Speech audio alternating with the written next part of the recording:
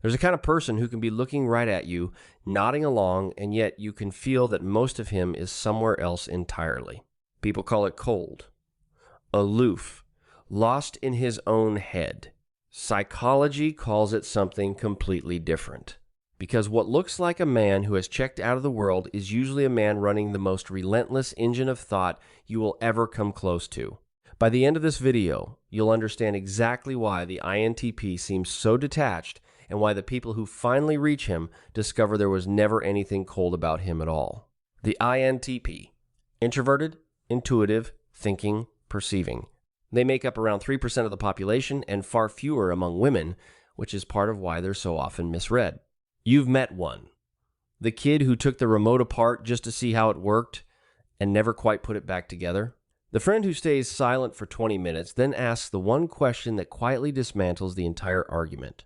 Isabel Briggs Myers, who helped build the personality framework that grew out of Carl Jung's work, called this type the architect of ideas.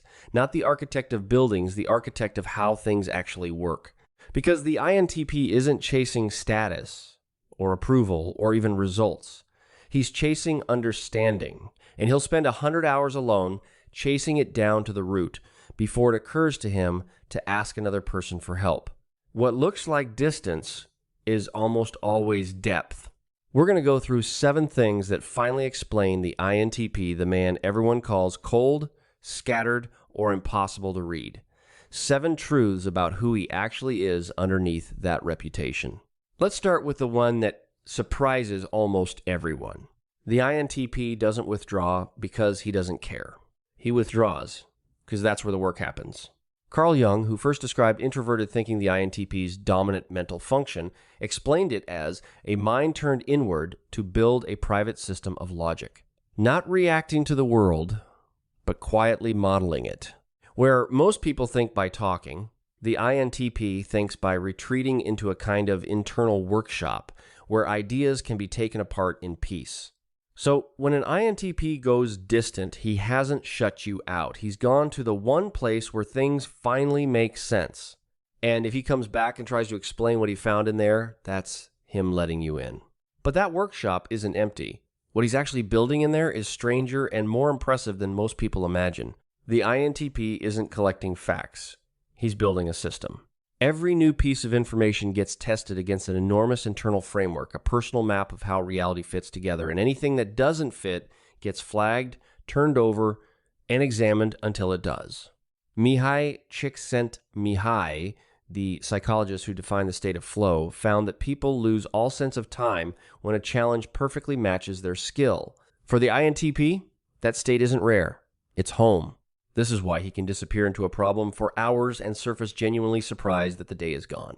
He wasn't avoiding the world. He was somewhere inside it deeper than most people ever go. Now, here's where it gets more complicated because this is the part most people, even INTPs themselves, don't fully understand. People assume the smartest person in the room is the most certain. The INTP is the opposite. David Keirsey, who refined these personality types into broader temperaments, described the INTP's defining trait as a relentless hunt for inconsistency, including in his own thinking. The INTP doesn't defend his ideas. He attacks them. He runs, "but what if?" against his own conclusions until only the parts that survive are left. So if an INTP seems to keep changing his mind or won't commit to an easy answer, he isn't being difficult. He's just refusing to believe something simply because it would be comfortable. And this next one, most people around the INTP get it completely wrong. The most common complaint about INTPs is that they're cold or even a little condescending. But what reads as coldness is usually precision. Susan Cain, whose research on introversion reached millions through her book Quiet, found that introverts are constantly misread as aloof or superior when they're really just conserving energy and choosing their words with care. The INTP separates the idea from the person. When he challenges what you said, he isn't attacking you in his mind, he's taking your thoughts seriously enough to test it. He doesn't soften the truth to manage your feelings because to him, an honest answer is the most respectful thing he can give. It rarely comes out that way, but that's almost always what he means. If you're the kind of person who actually thinks about the people in your life, really thinks about them, not just what they do, but what's going on underneath, and you're still here, that tells me something about you.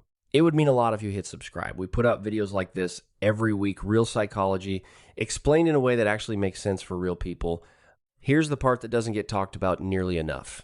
The INTP's greatest gift is also his heaviest cost. A mind that can see every possibility struggles to choose just one.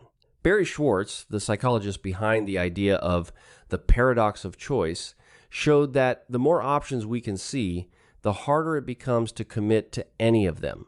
The INTP sees all of them, every flaw, every variable, every way it might go wrong, and so the brilliant idea often stays exactly where it was born. Unfinished, unspoken, perfect, and untouched inside his head. There's a quiet grief in that. A lifetime of extraordinary ideas the world never got to see because the leap from understanding something to actually doing it was the one problem he could never quite solve. But this is the root underneath all of it. The INTP wasn't born detached. He learned it. Carl Jung's concept of the persona, the mask we build in response to how the world treats us, helps explain it. Somewhere early, the INTP learned that ideas were safer than people. A logic problem never mocked him for getting it wrong. A book never changed its mind about him overnight. The world of thought was consistent, fair, and quiet, everything the world of people often wasn't. So he moved in. He made his mind his home, because his mind was the one place that never betrayed him. And the more time he spent there, the more the outside world started to call him cold. Which brings us to the last one, and honestly, the most important. The INTP spends most of his life living in theory. His real growth is learning to live in the world. Carl Jung called this individuation the lifelong work of becoming whole by integrating the parts of yourself you've ignored. For the INTP, that means trusting the one thing he spent his life dismissing, his own feelings. Learning that the people who love him aren't a problem to be solved, but a truth to be lived. Learning to ship the idea, say the thing, take the leap. And when he does, when an INTP finally brings that vast inner world out into the open, you get one of the most original, honest, and quietly loyal people you will ever know. Someone who will never lie to you, never follow the crowd, and never stop trying to understand you. Because to him, understanding is the deepest form of love there is. So the next time you meet an INTP or see yourself in everything you just heard, you'll know what you're actually looking at.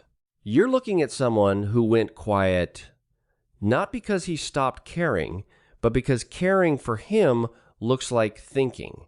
Someone who built an entire universe inside his head because for a long time, that universe was the only place that made sense. Someone trying to understand the world so completely that he sometimes forgot to simply live in it. He isn't cold. He's curious in a way most people never get to witness. He isn't checked out. He's further in than you can see. And the people who are patient enough to follow him into that inner world, who don't take the silence personally and don't rush the answer, those are the ones who get to meet the real him. The warmest, strangest, most original mind they'll ever know. The INTP isn't the cold genius everyone misunderstands. He's the one who is paying closer attention than anyone ever realized. If you want to go deeper on how the introverted mind experiences love and connection, I made a video on exactly that, and it'll hit just as hard. It's right here when you're ready.